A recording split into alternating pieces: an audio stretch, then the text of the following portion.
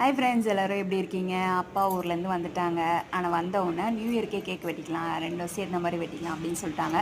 இதனால் நான் வந்து அழகாக பிளாக் ஃபாரஸ்ட் கேக் வாங்கி நான் ஹாப்பி பர்த்டே அப்பான்னு தான் எழுதி நியூ இயர் அன்றைக்கி நாங்கள் கேக் வெட்டுறோம். இன்றைக்கி தான் பாருங்கள், கேண்டல் எப்படி சூப்பராக இருக்குது. அப்பாக்காக வாங்க அருமையாக சின்னதாக பசங்க ஒரு பாட்டு பாடினாங்க.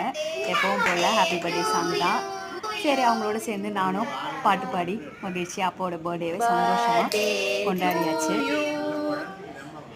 Happy birthday to you.